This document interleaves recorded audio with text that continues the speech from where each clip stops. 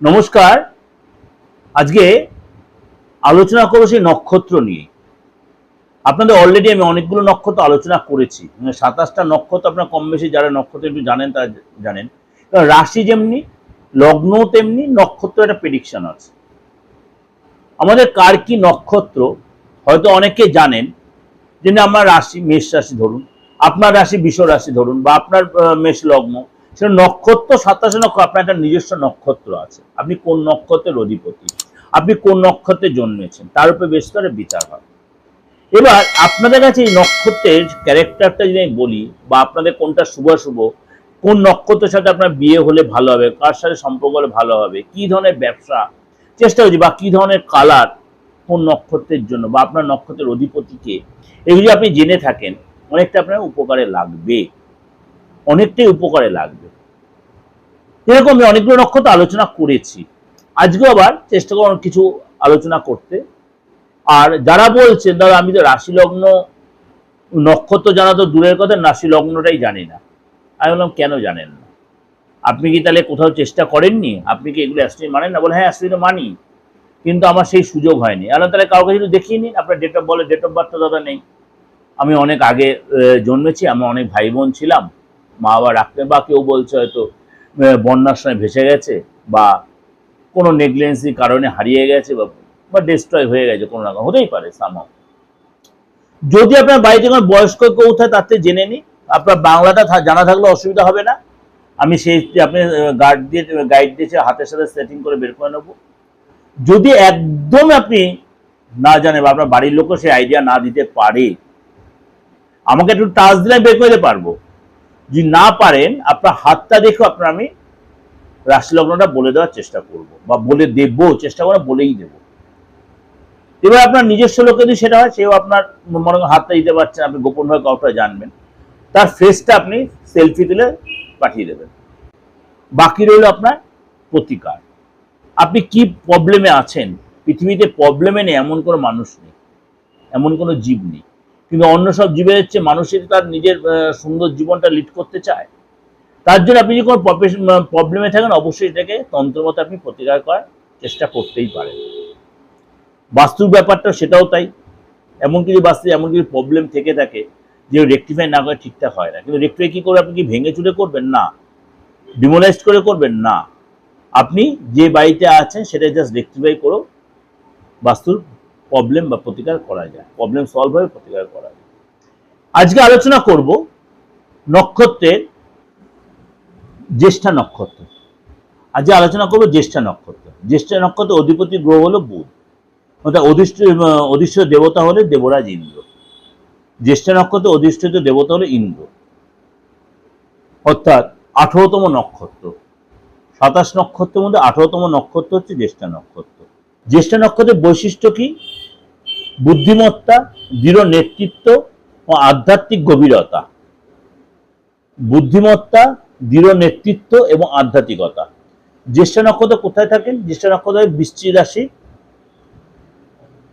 থাকে। জ্যেষ্ঠা নক্ষত্র অত্যন্ত শক্তিশালী নক্ষত্র। এর প্রতীক হলো কানের দুল, ছাতা বা বৃত্তাকার তাবিজ। এর প্রতীক হলো কানের দুল, ছাতা বা বৃত্তাকার তাবিজ। প্রধান দেবতা দেবরাজ ইন্দ্র, অধিপতি গ্রহ হলেন বুধ। চরিত্রটা কেমন ধরনের? এরা অত্যন্ত সাহসী হন, বুদ্ধিমান হন, বিশ্লেষণাত্মক হন, ক্ষমতার অধিকারী হন। নেতৃত্বে দেওয়ার সহজতার একটা গুণ থাকে। এরা কোনো কাজেই পিছিয়ে থাকতে পছন্দ করেন না। এরা শারীরিকভাবে যথেষ্ট শক্তিশালী, আকর্ষণীয় মুখমণ্ডল, পেশিবহুল দেহের অধিকারী এরা হন। পেশাগত জীবন কি? এরা বিশ্লেষণ, ব্যবস্থাপনা, প্রশাসন, গবেষণামূলক কাজে অত্যন্ত সফলতা পান। এদের নেগেটিভস কি? এগুলো অ্যাভয়েড করা ভালো, যেগুলো এদের নেগেটিভ ভাবটা। এদের ভীষণ জেদ হয়, এরা রাগী, কিছুটা কর্তৃত্ব পরায়ণ, মানে লোকের উপর চাপিয়ে দিতে পারে, সন্দেহপ্রবণ। এগুলো কিন্তু এদের ভীষণ এফেক্টেড। এদের পারিবারিক জীবন বেশ চ্যালেঞ্জিং হয়, এবং এদের মানে ক্ষিপ্রতা এবং তীব্রতা থাকে। বৈদিক বিশ্বাস অনুযায়ী এদেরকে কিন্তু বিয়ে করার ব্যাপারটা একটু যত্নশীল হতে হবে, তাড়াহুড়া না করে অবশ্যই ভালো করে বিচার করে, জটক বিচার করে তারপরে এদের এগোনোটাই বেটার হবে। এখানে একটু আলোচনা করে নিই। এই জ্যেষ্ঠা নক্ষত্রের একটা ভূমিকা আছে। কিরকম? এই জ্যেষ্ঠা নক্ষত্রে যদি কারোর জন্ম হয়, শিশুকালের কথাই বলি, তাহলে গণ্ডদোষ বিচার করাটা প্রয়োজন হয়। অর্থাৎ কিছু মানে 4টে নক্ষত্র যে গণ্ডমূল নক্ষত্র গণ্ডদোষ পায়, তার মধ্যে একটা হচ্ছে এই জ্যেষ্ঠা নক্ষত্র, তার মধ্যে একটা হচ্ছে এই জ্যেষ্ঠা নক্ষত্র। এবং অশ্লেষা মঘার খারাপ অংশে জন্মালে তাকে রাত্রিগণ্ড বলে।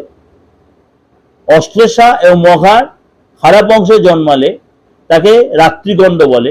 কোনো শিশু যদি জ্যেষ্ঠা ও মূলার খারাপ অংশে জন্মায়, কোনো শিশু যদি জ্যেষ্ঠা এবং মূলার খারাপ অংশে জন্মায় তাকে দিবাগণ্ড বলে। তাহলে এই 4টে নক্ষত্র হচ্ছে গণ্ডমূল নক্ষত্র। এটা হচ্ছে অশ্লেষা নক্ষত্র, এটা মঘা নক্ষত্র, এটা জ্যেষ্ঠা নক্ষত্র। অশ্লেষা নক্ষত্র মঘার খারাপ অংশে জন্মায় সে রাত্রিগণ্ড হচ্ছে, এবং জ্যেষ্ঠা ও মূলার খারাপ অংশে জন্মালে সে দিবাগণ্ড হচ্ছে। রেবতী ও অশ্বিনী খারাপ অংশে জন্মালে সে সন্ধ্যাগণ্ড হচ্ছে। রেবতী ও অশ্বিনী খারাপ অংশে জন্মালে সেটা সন্ধ্যাগণ্ড হচ্ছে। কোনো শিশু সকাল বা সন্ধ্যায় বা সন্ধ্যাগণ্ডের মধ্যেই জন্মায় তাহলে বেশ খারাপ। সুতরাং এগুলো একটু দেখে নিয়ে, মানে এখন যেহেতু জন্মের ব্যাপারটা, এগুলো দেখে নিয়ে জন্মাটা খুব ভালো। সন্ধ্যাগণ্ডে যদি কোনো শিশুর জন্ম হয় তাহলে শিশুর পক্ষে সেটা খুব নেগেটিভ হয়, এবং রাত্রি দিয়ে যে কোনো শিশুর জন্ম হয় এই নেগেটিভ নক্ষত্রে, তার মায়ের পক্ষে খারাপ হয়। এবং একইভাবে দিবাগণ্ডে কোনো শিশুর জন্ম হলে, দিবাগণ্ডে কোনো শিশুর জন্ম হলে তার পিতার ক্ষেত্রে বিপজ্জনক। তাহলে কোন কোনগুলো ক্ষেত্রে হলো? সন্ধ্যাগণ্ডে কোনো শিশুর জন্ম হলে, সন্ধ্যাগণ্ডে কোনো শিশুর জন্ম হলে তার শিশুর পক্ষেই খারাপ, তার নিজের পক্ষে। আবার রাত্রিগণ্ডে কোনো শিশুর জন্ম হলে তার মায়ের পক্ষে খারাপ। এবং ঠিক একইভাবে দিবাগণ্ডে কোনো শিশুর জন্ম হলে তার পিতার জন্য বিপজ্জনক হতে পারে। এখানে জাতক জ্যেষ্ঠা নক্ষত্রের জন্ম মানে বিবাদী জীবন কতটা ডিস্টারবেন্স হবে সেটা একটু আমাদের বিবেচনা করে এগোতে হবে। বৃশ্চিক রাশিতে জন্ম হলে দেখতে হবে তার জন্ম জ্যেষ্ঠা নক্ষত্রের অধীনে হয়েছে কিনা। বৃশ্চিক রাশিতে যেসব রাশির লোকেদের জন্ম বৃশ্চিক রাশিতে, তাদের অবশ্যই দেখে নিতে হবে তারা জ্যেষ্ঠা নক্ষত্রের পেয়েছে কিনা। বৃশ্চিক রাশিতে জ্যেষ্ঠা নক্ষত্রের জন্ম বিবাদী জীবনের ক্ষেত্রে কিন্তু বেশ চাপ বা বিপদ ডেকে আনে, এবং অশান্তিময় বিবাহিত জীবন হয়। নানা রকম গন্ডগোল, মারধর, মানে হঠাৎ থানা পুলিশ বা অকস্মাৎ মৃত্যু, ঝগড়াঝাটি, ডিভোর্স হয়ে যাওয়া। এবং এই সময় কিন্তু মানে জ্যেষ্ঠ নক্ষত্রের জন্ম হলে তার উচিত অবশ্যই বিয়ের ব্যাপারটা অবশ্যই ভালো করে যাচাই করে বিয়ে করে, নাহলে ক্ষতি হবে।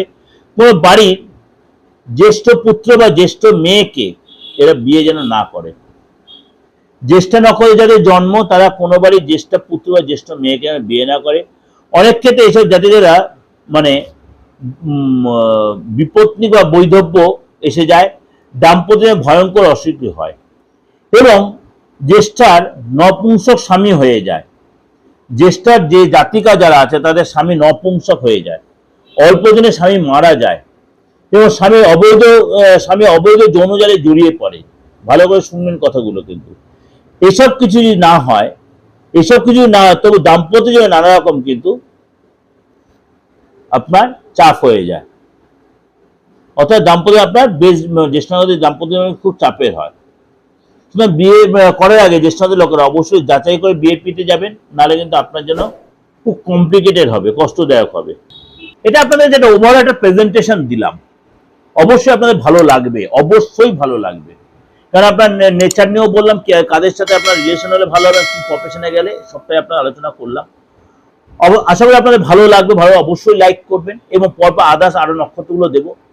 যদি আপনার ভালো লাগে অবশ্যই শেয়ার করবেন, আর পরের নক্ষত্রগুলো আপনি দেখবেন, আরো ভালো লাগবে। নমস্কার।